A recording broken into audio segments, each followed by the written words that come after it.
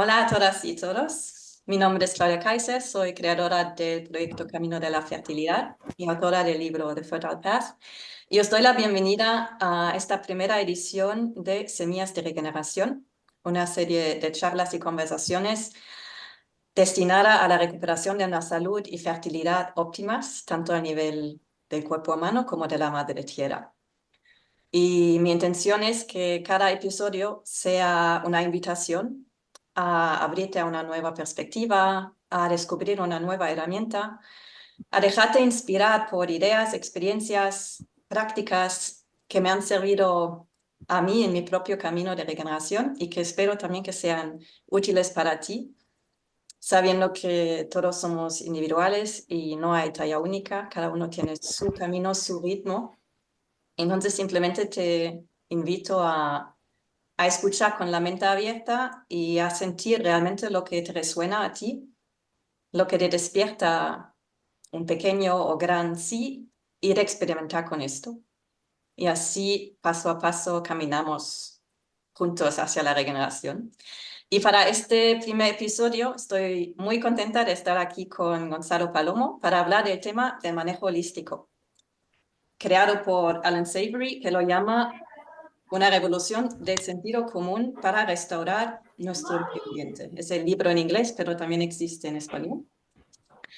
Y para mí realmente ha sido una revolución en mi propio camino, un hilo rojo, y más allá incluso de la regeneración del medio ambiente, también para regenerar a nivel físico, incluso diría para abrirse a un nuevo entendimiento de una naturaleza profunda, abriéndose a nuevas perspectivas sobre la vida, la muerte, en fin, es mi experiencia y por eso estoy muy contenta de hoy compartir sobre este tema con un experto que doy la bienvenida a Gonzalo, doctor en veterinaria y investigador de la Universidad de Extremadura y educador del manejo holístico, responsable para la formación, la investigación y consultoría en el BBB Farming. Gonzalo, cuéntanos un poco cómo tú has llegado a donde estás hoy, haciendo lo que estás haciendo y gracias por estar aquí. Gracias a ti, Claudia, por esta invitación. Además, no sabía que era la primera sesión. Eso ya es una responsabilidad por mi parte. Yo llego al manejo holístico un poco de casualidad. En el año 2013, después de haber terminado mi periplo formativo, ¿no? Ya era doctor, me especialicé en microbiología y buscando opciones para la dehesa en cuanto a mejorar su saldo, su balance de carbono, pues llegamos a la iniciativa del Savory Institute de crear la red global, su red global de hubs. Entonces yo en esa época trabajaba asesor para una empresa de aquí de Extremadura, les ayudé con la candidatura para ellos convertirse en hub de la península ibérica en el contexto de la dehesa, con la sorpresa de que bueno, fuimos seleccionados. Entonces participamos en el primer campo de trabajo de manejo holístico para formar a los líderes a nivel de esta red global en Estados Unidos y esto fue en junio-julio de 2013 y luego por circunstancias yo tuve una instancia de investigación en el Organic Research Center en Waltham Forest y en Newbury en Inglaterra, ¿vale? Y resultó que allí una de las experiencias que se estaban investigando y en la que yo pude participar de primera mano era una metodología muy parecida también al manejo holístico, el mob grazing. Luego ya comentaremos, si queréis más adelante, qué diferencia el manejo holístico de todas estas otras escuelas que hay de pastoreo planificado.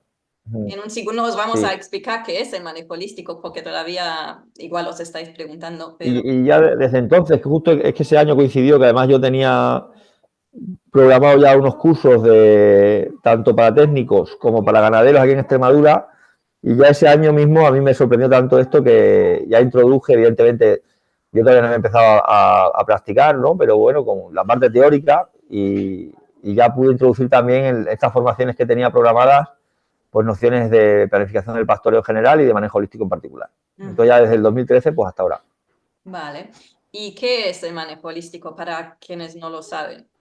que será la mayoría. Vale, pues el manejo holístico es un marco que ayuda en el proceso de toma de decisiones, sobre todo en contextos complejos insertos en modelos o sistemas naturales, ¿no? Por ejemplo, se habla mucho de la planificación del pastoreo, pero el manejo holístico no solo ayuda a explotaciones que son ganaderas, sino también a cualquier otro modo de producción o de relación con un entorno natural, ¿vale? Porque lo que plantea Alan Savory es que el reduccionismo asociado al pensamiento lineal, que tanto éxito nos ha dado a los sapiens en la evolución, ¿no? El trabajar de una manera muy dirigida a resultados, ¿no? Pues si se da la premisa A, se colige B, y cada vez que se ve A, pues yo voy a ir a B, ¿vale?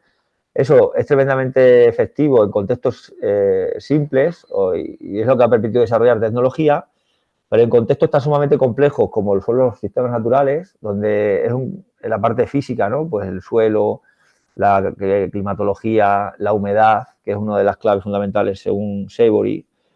Luego, sobre ese contexto, toda la parte de la biocenosis, ¿no? La parte viva, la parte vegetal, la parte animal, dentro de la parte animal, los herbívoros, los predadores. Le introducimos una capa más de complejidad, que es que nuestras relaciones como seres humanos, para satisfacer desde cuestiones como la alimentación, el cobijo, el vestido, y luego ya, por el modelo económico en el que nos movemos, pues de generación de mercancía, marketing, etcétera, etcétera, etcétera, ¿no? Que son modelos tremendamente complejos, pues no estamos tan preparados, los sapiens, como pudiera ser para desarrollar una tecnología como, yo qué sé, pues tengo que romper una nuez, pues cojo un palo o una piedra y le pego un golpe, ¿no? Entonces, ¿qué es lo que hace Alan? Pues a partir de otros desarrollos que había ya a nivel de estrategia militar, por ejemplo, otros investigadores, como por ejemplo Wassan, Wassan es un investigador francés de mediados del siglo XX, desarrolla una teoría sobre la ecoevolución de las platenses, de las hierbas, con los ungulados. Esto Savory se conoce a Wassan y le da a entender muchos de los procesos que él estaba constatando en la sabana, ¿vale? Pero como decía, pues Alan lo que hace es integrar todo ese conocimiento a nivel agronómico, a nivel de planificación estratégica, a nivel económico, etcétera, y desarrolla este manual que es este primer libro que tú has mostrado antes, ¿no? Luego hace una versión con Jodie Butterfield, su compañera sentimental, y sienta un poco las bases de este modelo de toma de decisiones. Claro, como para no, como estamos haciendo hoy en día, hacer algo y luego darnos cuenta que tiene muchas consecuencias indeseadas, ¿no? Como olvidándonos, a lo mejor solamente enfocándonos en el corto plazo, consiguiendo algo, pero en el proceso como destrozando el medio ambiente o simplemente no vivir la vida como nos gustaría, con la calidad de vida que deseamos en realidad, ¿no? Y eso creo que es algo que como una nueva visión, ¿no? Como mucho más completa, intentando de tomar en cuenta muchos más, factores. más holística. Por eso Por eso se la llama así. terminología es manejo holístico y del griego holum y El simplemente, holístico quiere decir el todo, ¿no? claro, el conjunto, el El todo, conjunto. exactamente. Sí, ¿cómo nos podría ayudar entonces este manejo holístico para la regeneración, digamos, del medio ambiente? Primero, ¿cómo defines tú la regeneración?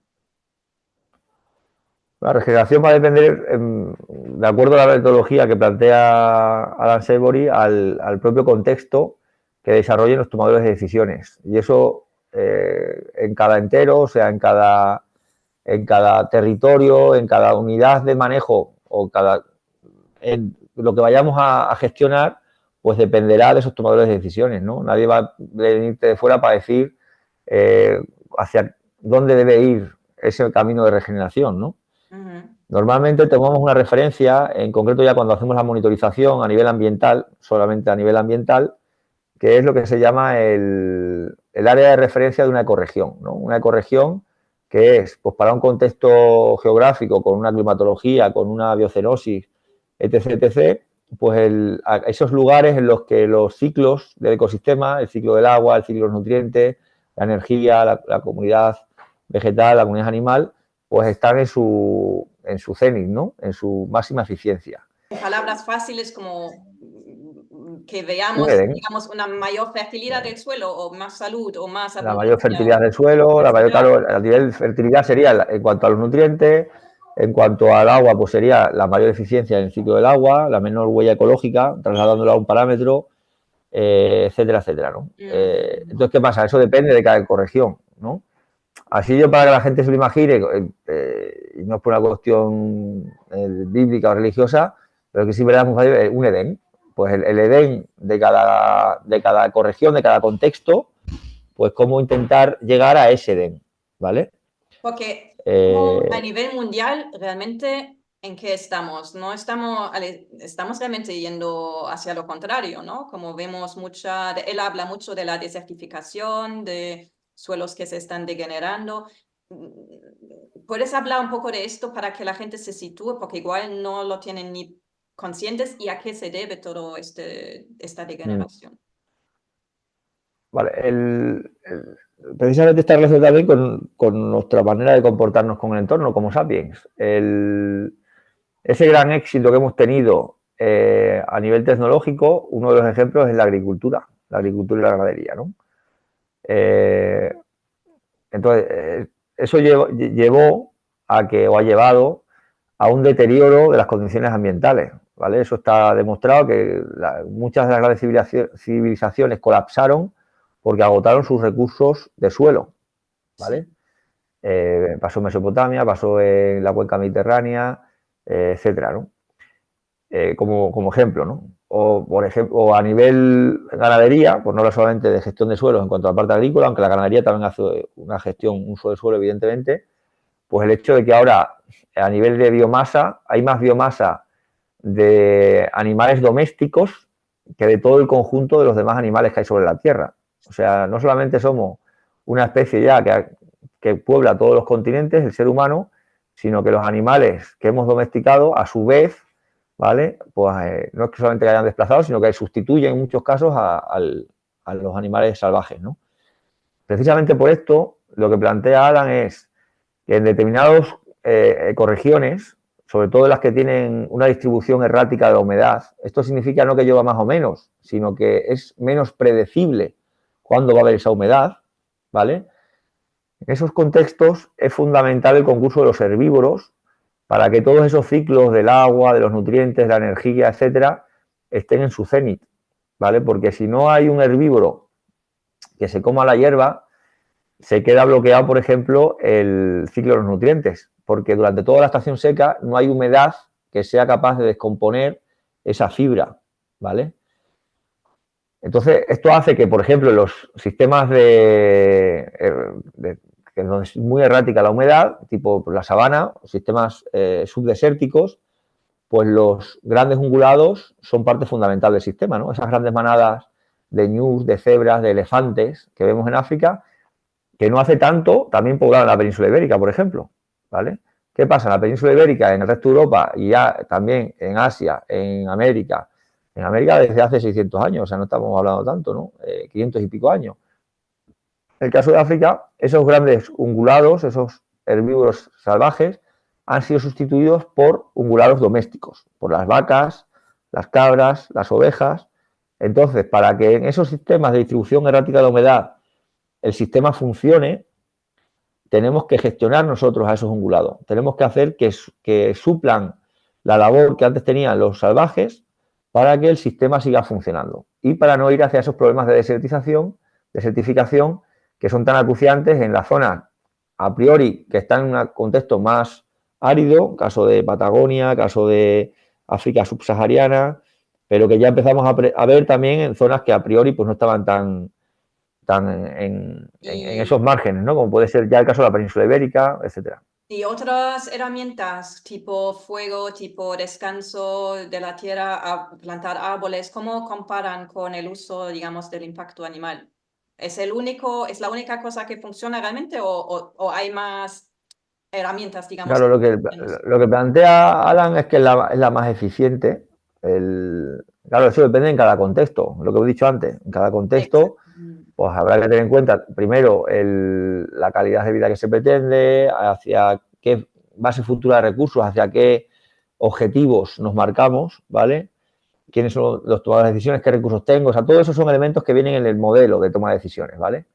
Pero Claro, sí que es verdad que en intentamos términos siempre como generales, encontrar una respuesta a todo y no es sí, así, ¿no? exactamente. Entonces, sí que es verdad que en términos generales, la mayor parte de las veces, la ganadería es la más eficiente en términos de coste-beneficio, ¿vale?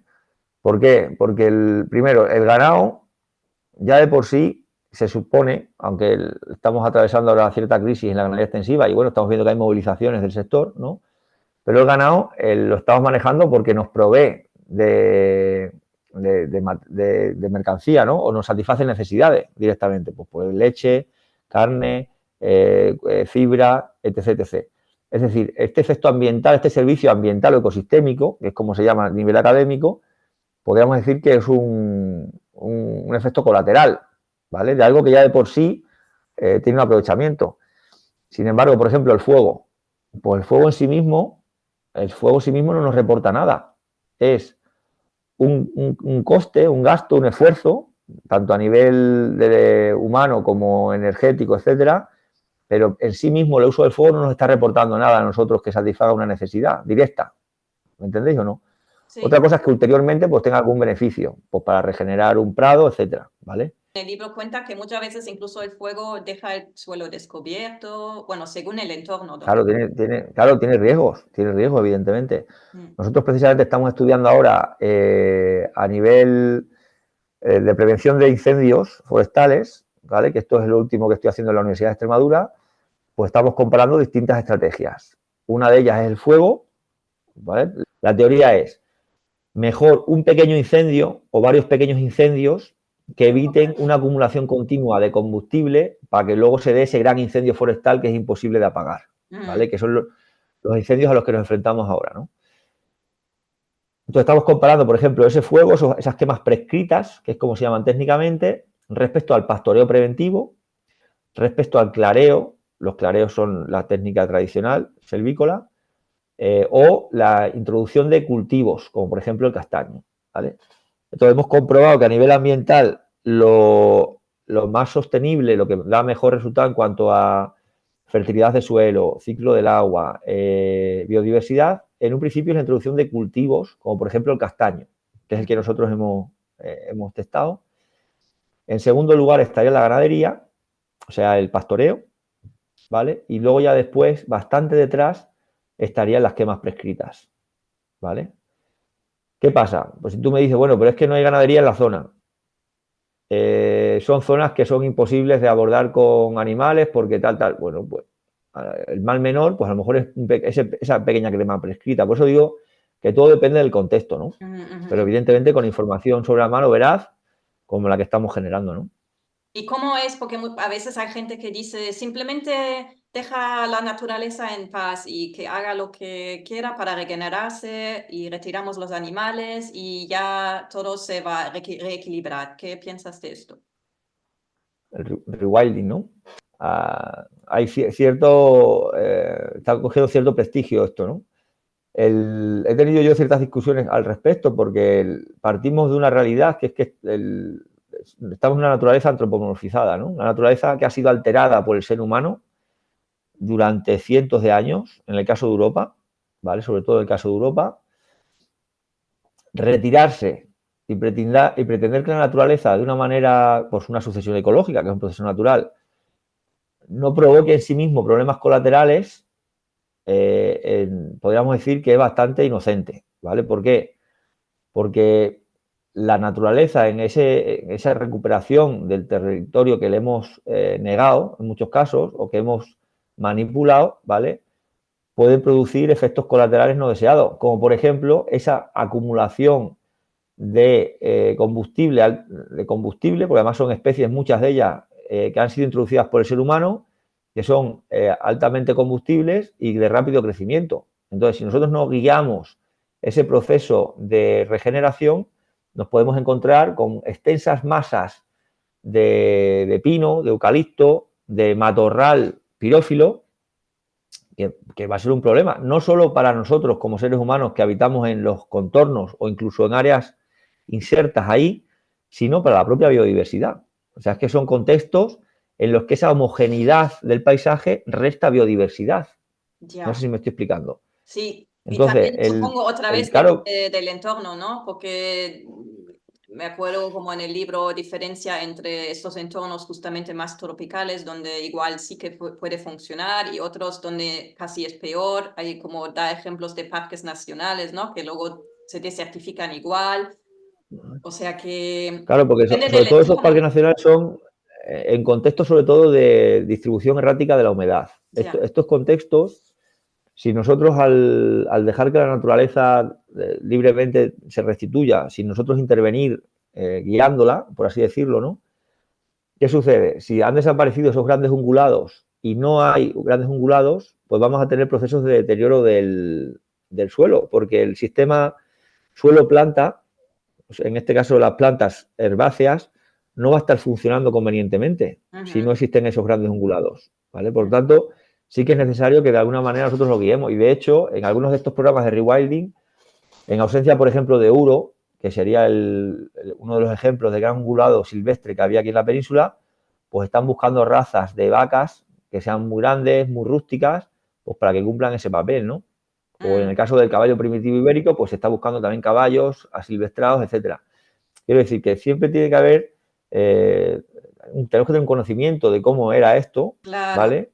que no nos damos cuenta que al retirar a solo un elemento a veces puedes cambiar todo, ¿no? Como que ya falta un predador y eso ya hace que cambia todo el ecosistema y la biodiversidad, como dices, es como un factor tan importante para sostener toda la vida, ¿no? Y realmente hablamos de esto, me imagino, cuando hablamos de la regeneración que necesitamos regenerar las tierras para, para mantener la vida, ¿no? Como que si, digamos, si continuamos como ahora matando más suelo y más vida, más biodiversidad, que al final nos matamos a nosotros. Hay que tener en cuenta que somos parte del ecosistema. Ya. O sea, el ser humano es parte del ecosistema. Evidentemente hemos cometido muchísimos errores, pero ahora lo que no podemos hacer es retirarnos como quien eso tira la piedra y esconde la mano, ¿no? Hemos sido o somos parte del problema, pero tenemos que ser parte de la solución. No podemos tampoco evadir nuestra responsabilidad al respecto. O sea que incluso hablando de las mismas herramientas, es más bien como las usamos, ¿no? Como porque como los animales los puedes usar por mal y por bien, digamos, y ahora es como esto, cómo se puede hacer mejor y entender que hay diferencias, ¿no? Que no Claro, tiene nosotros, que por ser ejemplo, ganadería industrial asquerosa.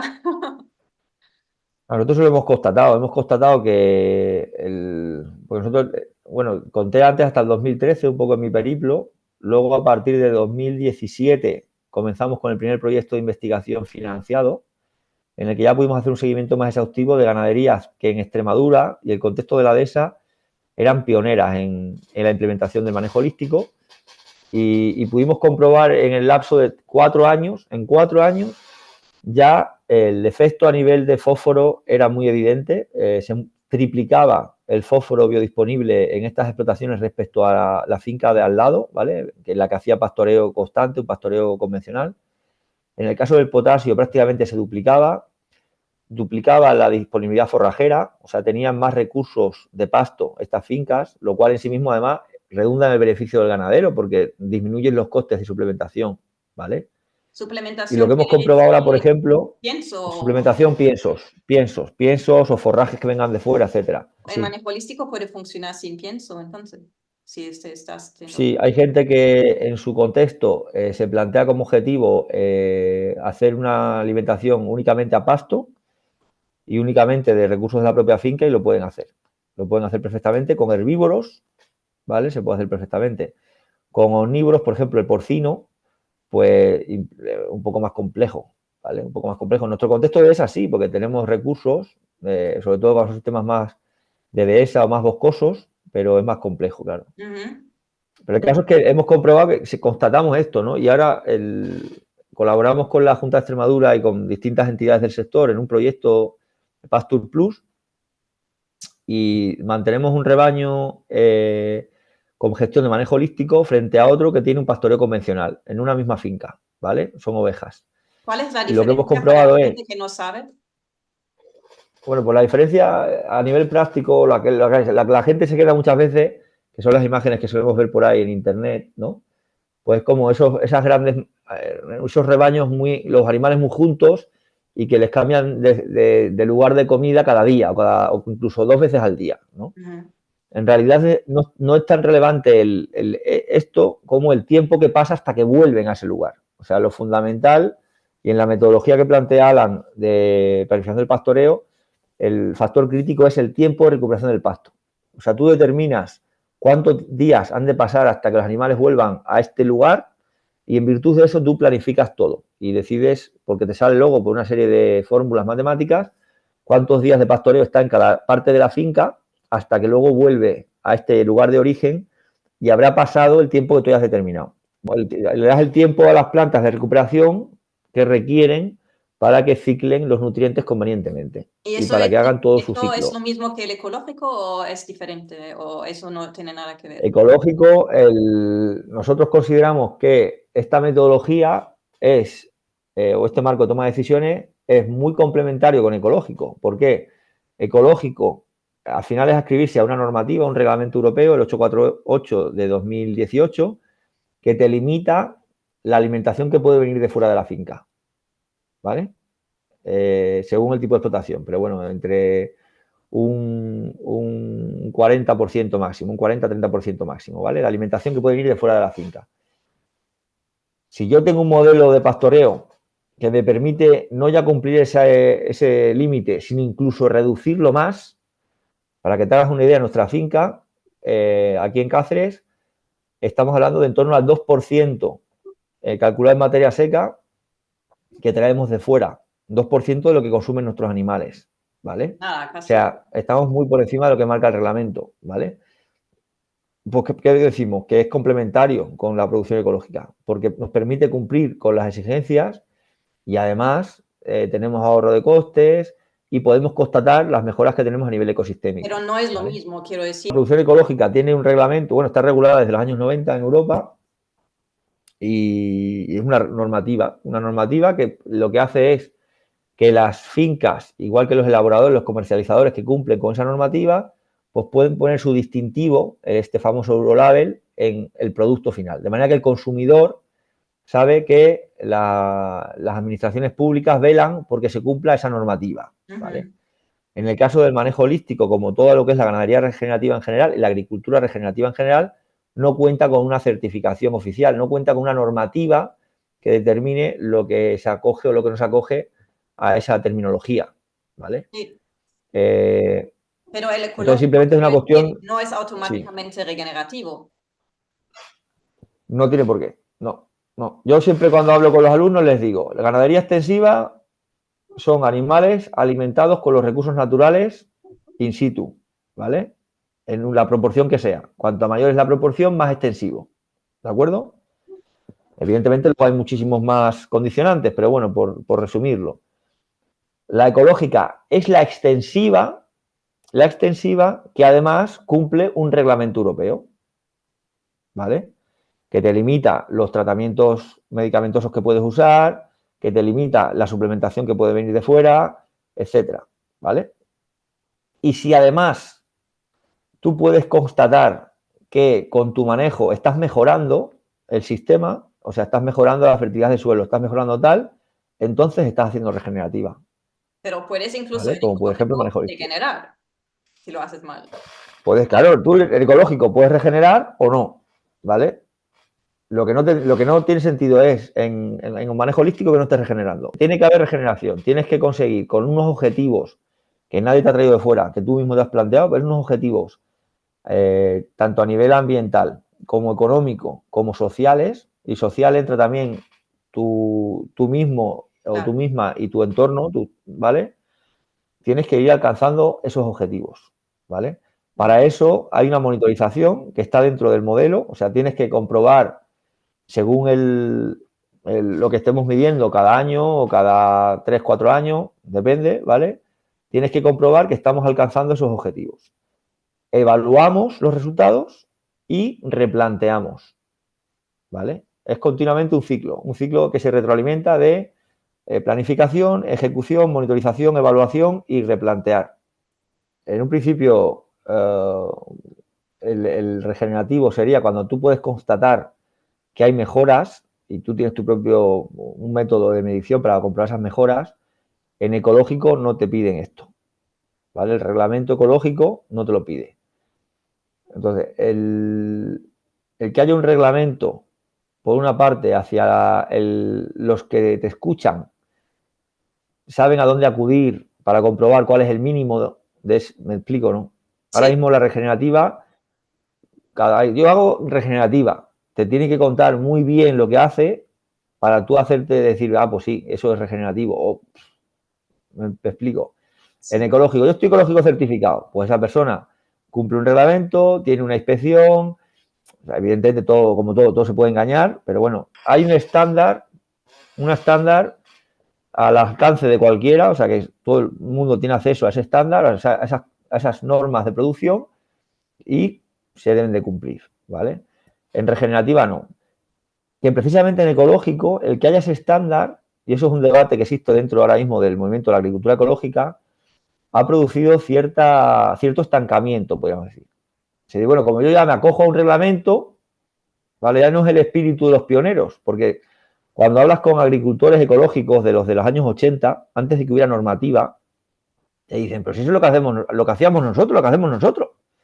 Evidentemente, ¿vale? Pues mejorar la biodiversidad, mejorar el suelo, y lo medíamos, ¿no? No de una manera a lo mejor tan sistematizada como se hace ahora, pero se medía. ¿Qué sucede? Hay un reglamento, ya tú te preocupas por cumplir ese reglamento y en cierto modo pues te puedes relajar, ¿vale? Entonces eso es verdad que en regenerativa no hay lugar al relajamiento porque como siempre tienes que acercarte a ese DEN para tu ecorregión y eso normalmente está bastante lejos, ¿vale? Es bastante una utopía, no es tanto una utopía porque existen lugares que se dan esas condiciones, pero bueno, tienes que seguir esforzándote, pues más difícil acomodarse, ¿no? Pero por otro lado, es verdad que la regenerativa pues puedes morir muchas veces de un exceso de entusiasmo, que es lo que yo digo a mucha gente. Digo, pues tú de pronto te vienen como un montón de técnicas novedosas que todas te parecen maravillosas, pues porque mejoran la productividad, mejoran el suelo, mejoran el agua, tal, y lo intentas incorporar todo y sin haber hecho previamente no solamente ya una formación previa, sino un tanteo, un testeo de poco a poco y puede dar lugar a errores que a veces pueden ser muy graves, ¿no?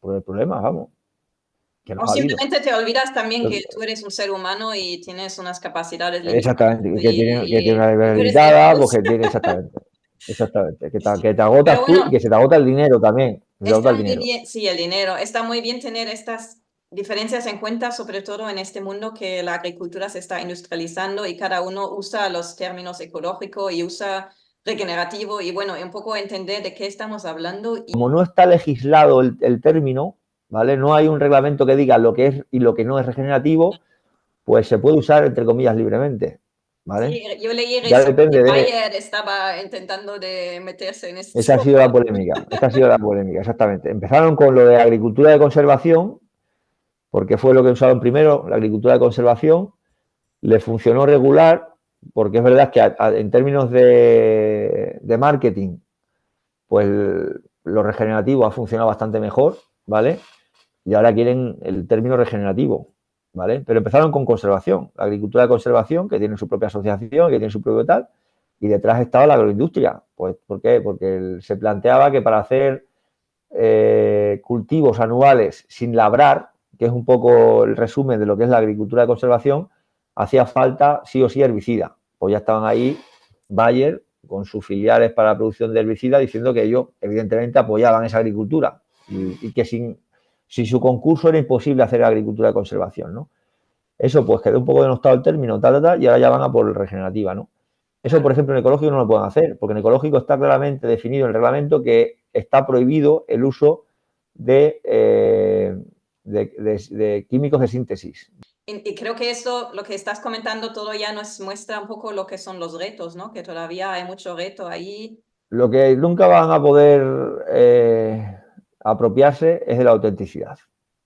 la autenticidad. Entonces, el que es auténtico, la experiencia que es auténtica, eso al final la contraparte, ¿no? El que lo está viendo, el que lo está escuchando, el que lo está paladeando, ¿no? Eso se transmite. O sea, la autenticidad se transmite. Entonces, simplemente lo que hay que preocuparse es de esa honestidad, decir, no, yo pues lo que hago lo hago así y tengo estos errores o he cometido estos errores, me falta llegar a este punto tal. Y esa honestidad que va muy coligada con la autenticidad, eso nunca va a poder ser pervertido. ¿Vale? Entonces yo es lo que le insisto mucho a los agricultores y los ganaderos, digo, no tengáis miedo de ser auténticos. Y evidentemente nos equivocamos y tenemos que tener la valentía de afrontar nuestros errores para corregirlos y ya está, pero es que eso es algo humano y no pasa nada. ¿Cómo dirías tú,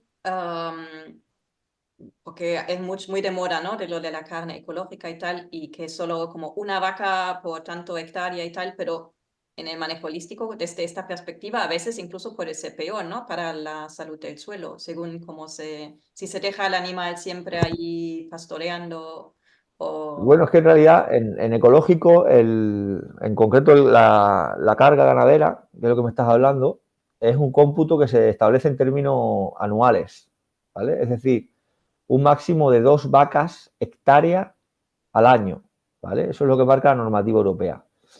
¿Qué sucede? En manejo estas metodologías de pastoreo, ¿vale? Planificado, en los que se busca mayor densidad animal, o sea, que los animales coman como más juntos, te puedes encontrar, yo he estado en granjas en las que había 200 y pico vacas por hectárea, 200 y pico vacas por hectárea.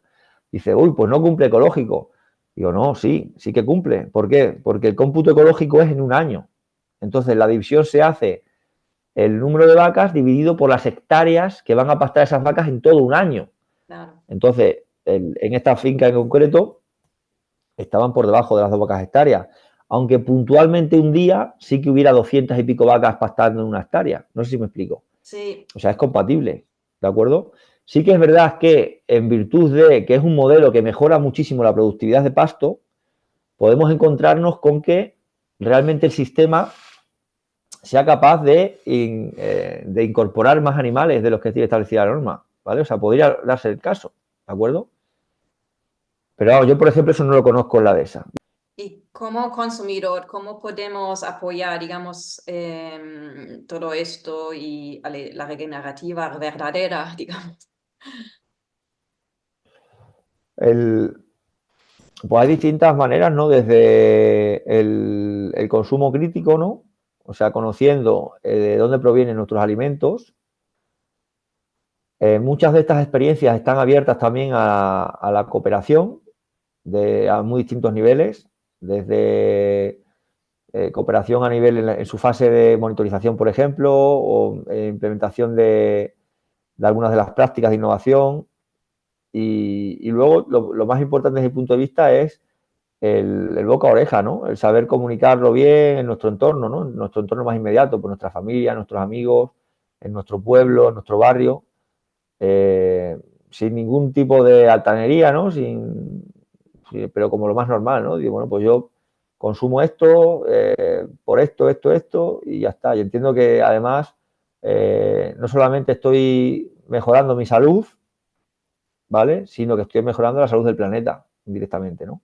Y el Sí, planeta nos acoge es a todos. como algo que a veces va un poco contraintuitivo, ¿no? Que al comer producto animal, de hecho, estamos como ayudando a regenerar el entorno e incluso a mantener ciertas razas en vida, ¿no? Como es un poco que Ujú. a veces la gente piensa como, y yo también lo he pensado, porque hay un tiempo que no he comido carne y cosas que como hay que dejar de comer todo y al final hoy siento que justamente tenemos que apoyar a aquella gente que hace bien la cosa, ¿no? Que Mm, usa, digamos, las herramientas de una manera para regenerar y ujú. así incluso conseguir algo que sin los animales ni siquiera fuese posible. Yo en ese sentido, por ejemplo, hay una autora francesa, lo pronunciaré fatal, Jocelyn Porker, ¿vale? Eh, Vivir con los animales, se llama el libro que encontré de manera totalmente casual en una librería aquí en Cáceres. Y ella lo que plantea es que, bueno, que la relación que tenemos con los animales, en lo que es la ganadería, la auténtica ganadería, ¿vale? Ella distingue la ganadería de la zootecnia, ¿no? Es como el utilizar los animales como cualquier otra herramienta para alcanzar un objetivo, sino la ganadería en cuanto a que es más allá de un modo de producción, o sea, es un modo de vida. Y el que trabaja con animales, porque establece realmente un vínculo con esos animales, ¿vale? Igual que esos animales establecen un vínculo contigo. Y de hecho, los animales que están domesticados son todos animales sociales. Y nosotros formamos parte de su entorno social, ¿vale? Evidentemente esto pues siempre entraña, pues decir, bueno, pero es que te vas a comer a los hijos de esos animales. Dices, pero es que forma parte del ciclo. O sea, es que para que esa ganadería sea viable, ¿vale? Primero me tiene que aportar a mí. Segundo, tiene que aportar para tener esos ingresos, pues para poder mantener esos cerramientos que los va a proteger, para tener agua en el lugar que requieran el agua, para que tengan calidad de vida, para que, ¿me explico? Sí. Y es así, y igual que en la naturaleza, los animales y todos participamos del ciclo, ¿vale? Del ciclo de la materia, del ciclo de la vida. La ganadería lo que ha hecho ha sido transponer eso, pero siendo el ser humano Sin conciencia, el ¿no? que lo Sí que hemos gestiona. quitado la conciencia un poco, es lo que siento. Lo más que se hace con una conciencia de lo que se está haciendo. Y desde luego no es lo mismo el trabajar con animales que con este planteamiento, decir, bueno, es que un ganadero no es cualquier otra profesión en la que el animal es como una herramienta más, no. El animal forma parte, de hecho los ganaderos son los primeros que sufren cuando sus animales lo están pasando mal, ¿no?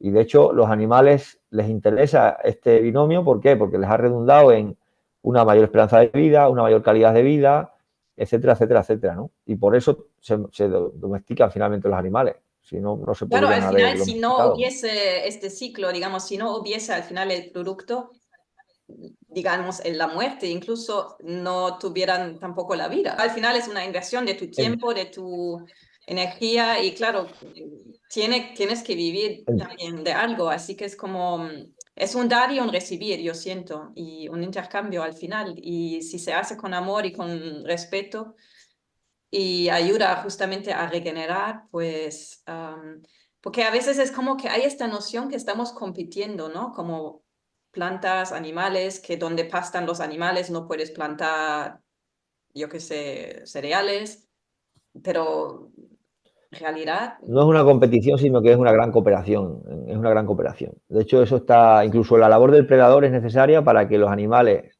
ungulados estén agrupados y tengan ese efecto sobre las plantas. O sea, ese efecto de agregación que nosotros somos cuando hacemos el pastoreo quien lo provoca, en los contextos salvajes son los depredadores los que han provocado ese efecto manada que tantos beneficios, como he dicho, tienen en contextos de distribución errática de la humedad. O sea, todo al final encaja, ¿no? una pregunta más sobre el uso del suelo, porque a veces también hay esta idea si como para pastorear tenemos que sacrificar tierras que podrían usarse para otros fines.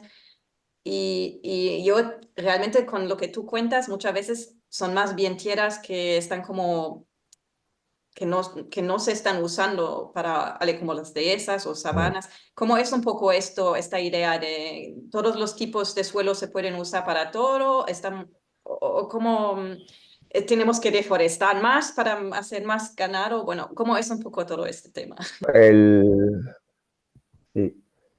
Hay que tener en cuenta que en realidad la mayor parte de los pastizales son tierras cuyo aprovechamiento agrícola es impensable por poca fertilidad, porque no tienen profundidad, porque no tienen las condiciones de humedad necesarias para cualquier cultivo. De manera que la ganadería no está compitiendo realmente con los cultivos, o sea, no estamos restando superficie de cultivo, ¿vale? Que sí que es verdad que habría que priorizar que fuese para alimentación humana, en un contexto como tenemos de hambruna.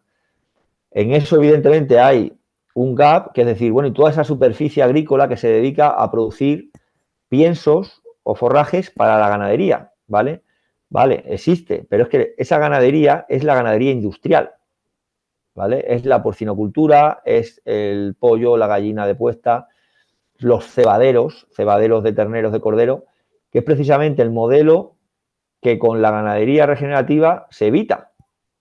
¿vale? O sea, el modelo de ganadería regenerativa es un modelo perfectamente complementario con la agricultura, no complementario, en algunos casos imprescindible. El contexto de la península no sería el que es si no hubiera habido grandes rebaños de merinas que pasaban el invierno y la primavera en la dehesa, pero luego subían en verano a aprovechar las rastrojeras de Castilla y estercolaban esas rastrojeras en las que se producía el cereal y subían a los puertos de montaña y evitaban la matorralización que luego traen los grandes incendios forestales en la montaña. O sea, era perfectamente no ya compatible, sino que era Impresionante. imprescindible el uno para el otro, ¿vale? ¿Por qué? Pues porque es un modelo, lo he dicho antes, al final, en la medida que tú estás en un contexto de manejar la naturaleza, cuanto más te asimiles a los ciclos de la naturaleza, más eficiente vas a ser a nivel de ciclo de la energía, de los nutrientes, etcétera. Esos suelos no tienen otra vocación que no sea el aprovechamiento de fibra. Y la fibra nosotros como seres humanos no la aprovechamos. O sea, la fibra vegetal me refiero en cuanto a la Sí. celulosa, ¿no? Que si no hubiera ganadería no habría gente. Mm. Porque la gente que hay, y estoy hablando, por ejemplo, de los pastores nómadas de la zona del Sahel, o en zonas de pastoreo de montaña, etcétera, o en el contexto de la dehesa, es que no habría gente, porque la única actividad económica posible de entidad es la ganadería. Es la única manera de producir, de tener comida, de tener medio de transporte, de tener, etcétera, ¿no? Así que resumiendo que en la naturaleza no hay esta separación que a veces creamos un poco hoy en día y que es toda una gran colaboración y que al final lleva a este, sí, a este baile, ¿no? Entre todos los seres y que todo esto se mantiene en equilibrio. Así que bueno, pues muchas gracias Muy bien, y por... gracias a ti. y muchas gracias, Gonzalo. Muchas gracias también a ti por haber mirado hasta aquí. Si quieren más información sobre este tema apasionante, te recuerdo el libro de Alan Savory con Jodie Butterfield sobre manejo holístico, disponible en varios idiomas. También te recomiendo de mirar la charla que dio Alan Savory en el TED en 2013, Cómo revertir el cambio climático y la desertificación. Muy interesante también. Y si te ha gustado este video, si te has llevado algo, si te ha inspirado, no dudes en darle un like, en compartirlo, en comentarlo y en suscribirte a mi canal para no perderte futuros episodios que vamos a abordar una variedad de temas, realmente también siguiendo un enfoque holístico sobre la fertilidad y la salud desde un punto de vista físico, mental, emocional, espiritual, en fin, muchas cosas bonitas a venir. Hasta pronto. Muchas gracias.